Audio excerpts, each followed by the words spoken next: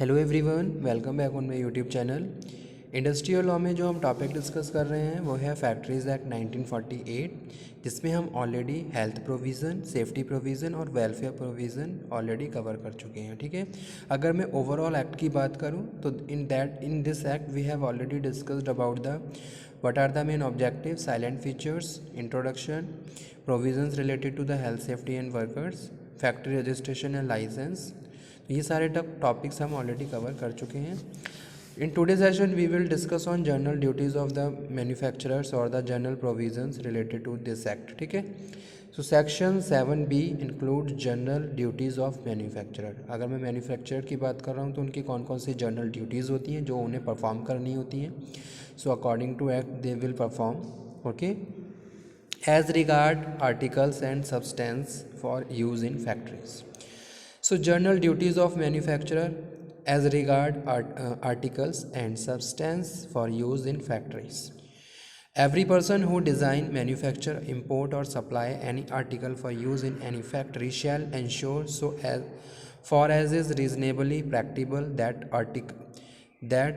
the article is so designed and constructed as to be safe and without risk to the health of workers when properly used। ठीक है, तो यहाँ पे ये बात बताई गई है कि अगर हम बात कर रहे हैं मैन्युफैक्चरर की ड्यूटीज़ की, तो उसमें फ़र्स्ट ड्यूटी क्या है कि भाई आप जो भी सब्सटेंस यूज़ कर रहे हो उसका कोई भी हार्मफुल इफ़ेक्ट आपके वर्कर पे नहीं होना चाहिए, चाहे वो उसको स्टोर करके रख रहे हैं या फिर उसको यूज़ कर रहे हैं। ठीक है, for that purpose you have to provide the protective equipments to your workers, ताकि उनके साथ कोई भी इंसिडेंट ट्रेजेडी ना हो और उनको कोई हेल्थ इशू ना हो। ठीक है, तो फर्स्ट जो प्रोविज़न है जनरल ड्यूटीज़ ऑफ मैन्युफैक्चरर, उसमें यही बताया गया है every person who is design, manufacture, import ensure कि भाई जो भी वो वहाँ पे ऑपरेशन कर रहे हैं, जो भी फंक्शंस परफॉर्म कर रहे हैं, and using that substances and the thing matters, ठीक है, articles that must be safe, तो वो सेफ़ होने चाहिए, उससे उनकी बॉडी को कोई हार्मफुल इफ़ेक्ट ना हो और उनके साथ कोई भी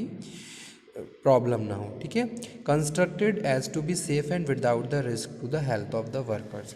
फैक्ट्री में हमेशा हमें ध्यान में रखना है कि अगर वर्कर से कोई भी काम करवा रहे हैं तो उसका कोई भी एडवर्स इफेक्ट उनकी हेल्थ पे ना पड़े। ठीक है, so due to for this purpose you have to provide such safety measures or protective equipments to your workers. Arrange the carrying out of the such test and examination as may be considered necessary for the effective implementation of provision of the clause.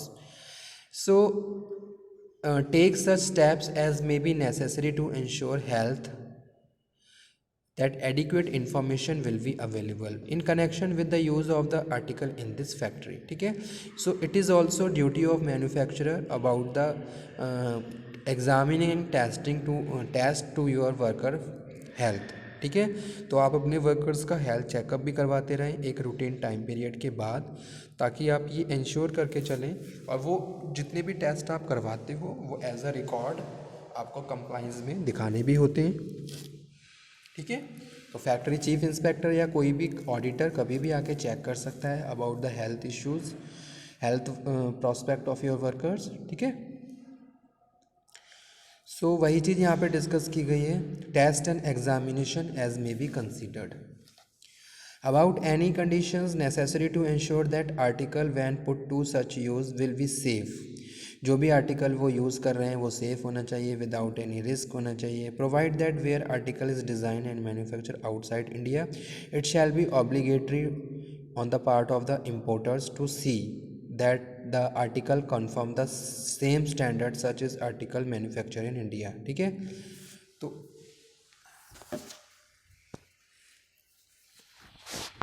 if the standard adopted in the country outside of the manufacturer of such article is above standard adopted in India, that the article conform the such standard। तो यहाँ पे हम बात कर रहे हैं, जैसे suppose हम कोई भी आर्टिकल या कोई भी सब्सटेंस कुछ भी है उसको बना के एक्सपोर्ट कर रहे हैं, इम्पोर्ट कर रहे हैं, देन तब भी अगर आप एक्सपोर्ट कर रहे हो तो आपकी रिस्पॉन्सिबिलिटी है उसको सेम स्टैंडर्ड पे मैन्युफैक्चर करना।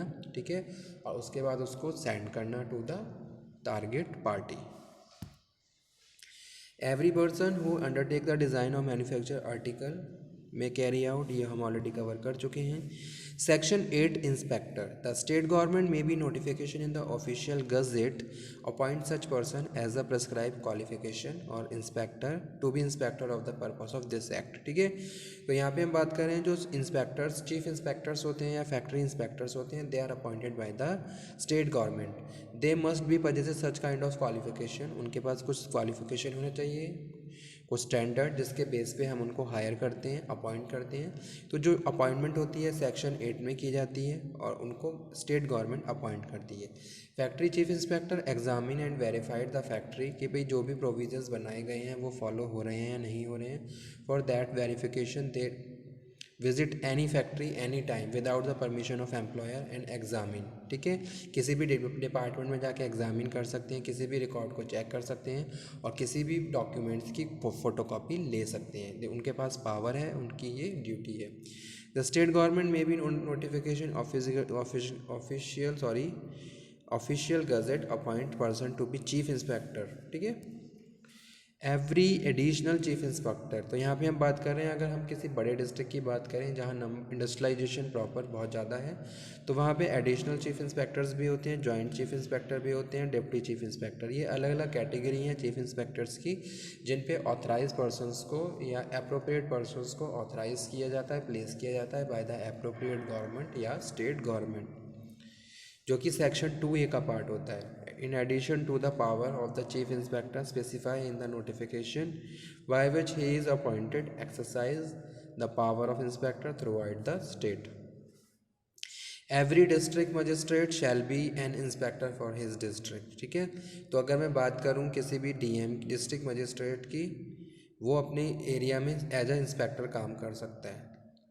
स्टेट गवर्नमेंट में also notification as the of, जैसे आप देखिए अगर कोई भी स्पेसिफाई एरिया है जहाँ कोई चीफ इंस्पेक्टर अपॉइंट नहीं किया गया है, तो उस डिस्ट्रिक्ट में जो DM होता है, डिस्ट्रिक्ट मजिस्ट्रेट होता है, वही वहाँ पे as a factory chief inspector role play करता है। Within such local limits it may assign them respectively. In any area where there are more inspectors then one of the state government will notification as offshore declare the power which such inspector shall respectively exercise inspector to whom prescribed notice to be sent. ठीक है, so these are the important provisions related to the Factories Act 1948, journal provisions of manufacture. तो हम यहाँ पे हम बात कर रहे हैं मैन्युफैक्चरर्स की कि भी अगर आप कुछ भी मैन्युफैक्चर कर रहे हो, अब आप as a manufacturer role play कर रहे हो, तो आपकी कुछ ड्यूटीज़ हैं, कुछ पावर हैं आपके पास, जिनको यूज़ करके बेटर तरीके से आप अपने फंक्शंस, आपकी फैक्ट्री के फंक्शंस को परफॉर्म कर सकते हो। ठीक है, विच आर वेरी इंपॉर्टेंट। तो यहाँ पे एक पॉइंट और हमने डिस्कस किया था इंस्पेक्टर का। इंस्पेक्टर क्या है? इंस्पेक्टर परमिशन देता है फैक्ट्री को रन करने के लिए और फैक्ट्री में बहुत सारी प्रैक्टिसेस को फॉलो करने के लिए। अगर आपको अगर वर्कर को कोई प्रॉब्लम है तो वो फैक्ट्री चीफ इंस्पेक्टर से कांटेक्ट कर सकते हैं। ठीक है, अगर आपको कोई भी लाइसेंस ऑब्टेन करना है, जैसे आप कोई नई फैक्ट्री स्टार्ट करने जा रहे हो, so there is a requirement of licence. ठीक है, तो आपको लाइसेंस ऑब्टेन करना पड़ेगा। So you have to submit your factory plan. आप अपने फैक्ट्री के प्लान्स अप्रूव करवाएंगे चीफ इंस्पेक्टर से। ठीक है, after that you will able to register the form. ठीक है, रजिस्ट्रेशन कर सकते हो और फिर एक सर्टेन टाइम पीरियड के बाद जाके आप लाइसेंस को जनरेट कर सकते हो और उसको भी आपको टाइम टू टाइम रिन्यू करवाना होता है। ठीक है, अगर आप अपनी फैक्ट्री में कुछ प्रैक्टिस फॉलो करना चाहते हो, आप अपनी फैक्ट्री को शिफ्ट वाइज रन करना चाहते हो, तब भी आपको फैक्ट्री चीफ इंस्पेक्टर से परमिशन लेनी पड़ेगी। बिना परमिशन के आप इस तरीके की प्रैक्टिस को फॉलो नहीं कर सकते।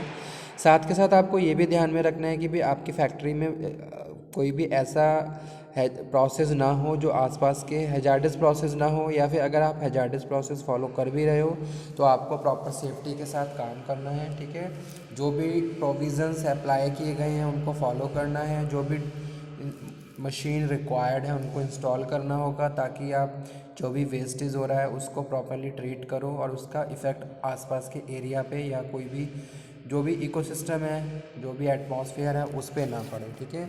You have to take certain initiatives related to the environment pollutions also, ठीक है। तो आपको बहुत सारे ऐसे इनिशिएटिव्स भी लेने हैं, as well as you have to focus on corporate social responsibilities also. तो फैक्ट्री चीफ इंस्पेक्टर इन सब चीज़ों के लिए वेरिफिकेशन करता है, एग्जामिन करता है, टेस्ट करता है और अपनी रिपोर्ट बनाता है, ठीक है। अगर बहुत सारी मेजर एनसीज आ जाती हैं तो हो सकता है आपकी फैक्ट्री का लाइसेंस कैंसिल हो जाए, ठीक है। तो इसीलिए जितने भी मैन्युफैक्चरर्स होते हैं, एम्प्लॉयर्स होते हैं, they follow health safety and welfare provisions, so provide the proper facility to your workers. तो आज का सेशन यही था जिसमें हमने बात करी जर्नल ड्यूटीज़ ऑफ मैन्युफैक्चरर और about the factory chief inspector. So if you have any doubt, any query, then you can again discuss. एक चीज़ और हम यहाँ पे बात कर ले रहे हैं कि